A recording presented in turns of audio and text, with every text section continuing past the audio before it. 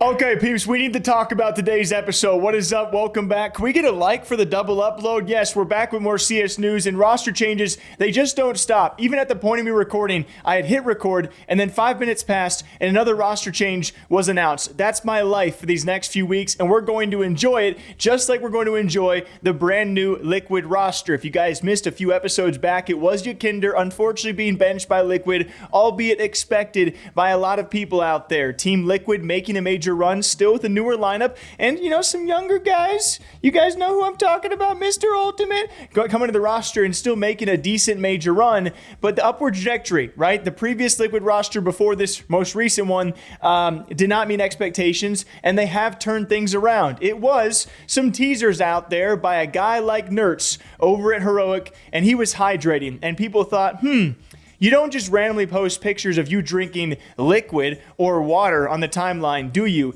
And more importantly, you don't just have someone like Twistzz respond to you and say, oh, thanks for reminding me. Like, we all know Twistzz, of all people out there, he's always hydrated, all right? He seems like a guy who knows how to hydrate. And that's a compliment, by the way. And then thanks to Sheep and Anon, just minutes later, I mean, it was actually within like an hour of them posting these water teasers, they're like, hey, yeah, report says it's going to be NERTZ joining Team Liquid, replacing Yakinder, which, albeit, seems to be an improvement given the recency and the improvement that NERTZ saw in the Heroic roster. And of course, you remember the Heroic run they made at the Major, that, albeit, it did surprise me. Heroic, some of the biggest trolls on social media, but I do actually respect them because they get engagement, but they also made a great Major run. You remember in the elimination stage, they took out Na'Vi. They take out defending Major champions and a Na'Vi that was one of the favorites to kind of continue their era. They eliminate them, and Na'Vi was not looking like the Na'Vi we expected, certainly, and then they lose a map 3 overtime to G2. So Heroic had a decent Major run, a top 8 placement, and NERTZ was one of their shining lights. And now it seems that Twistzz wants him over at Liquid, and I trust what Twistzz wants, okay? If Twistzz want, it must be good. Liquid get better.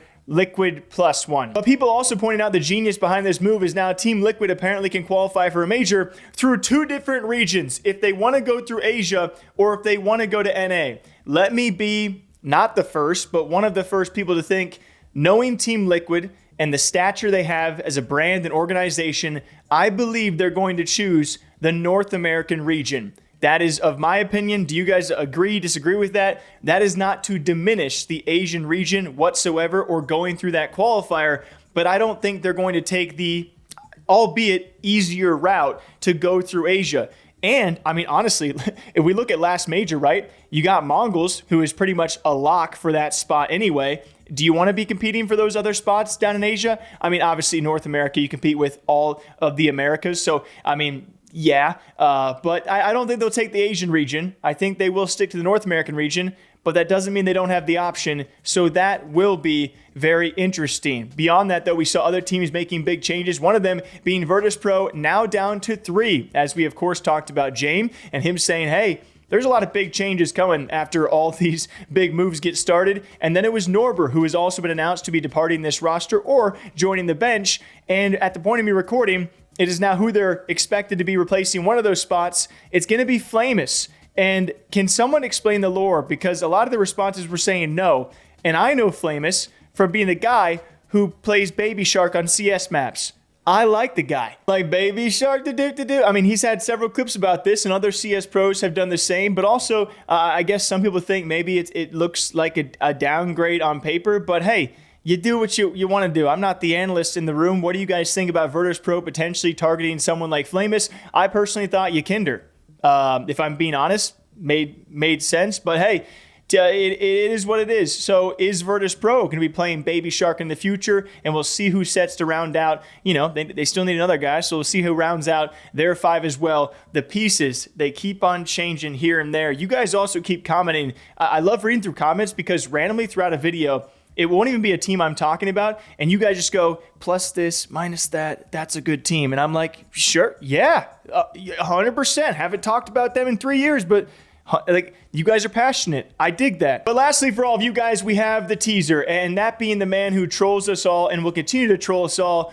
This is a farewell, it seems to me. Last time I talked about Ropz, we had a bit of an interpretation as he said Christmas is canceled. Ropz obviously rumored to be leaving FaZe Clan and be joining Vitality, which is going to be insane to see. And of course, he posts on Instagram stories saying Christmas is canceled. People thinking, oh, does that mean the move is canceled? He's going to start with FaZe. And no, he's not, okay? He's the biggest troll. Kerrigan is feeding into that troll. It seems like a nice way of them being like, hey, man, you got to do you. You got to make these moves. We had a mini era together, right? Many years, a good amount of time together on this FaZe roster. And so it's nice to see. This is how I interpret it, right? Maybe I'm crazy. It is nice to see Kerrigan being friendly on socials with knowing he's not going to be on the roster. It seems like a peaceful moving on of the guard saying, hey, Ropz, I get it. You are still a tad younger than me. You still got many moves to be made. And if you see this as the best fit for you, then so be it, because Kerrigan's like, I'm hungrier than ever, motherfricker. I don't need you, Ropz. We're not going to be smiling when we play against each other, but we're outside the server. We're friends. And, you know, it's cool to see. Did I take that too far? Bottom line is Ropz is trolling, okay?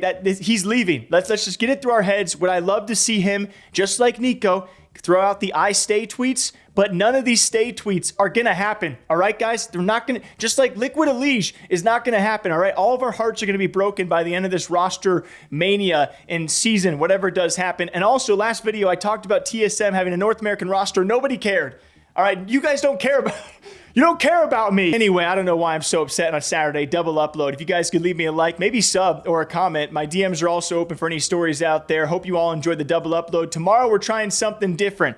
Once a week, I want to try reading out comments, whether they're funny or mean or anything. So drop a comment and you could make the video. I'm just going to react and read some CS comments maybe once a week, maybe once a month, I don't know, just to drive some more interaction out there in the comment section, because ultimately, we're friends, whether you like it or not. And then you guys in the comment section can be friends or haters of each other, and you can also hate on me. It's like this weird little triangle we got going. Till next time, take care. Okay, ta-ta.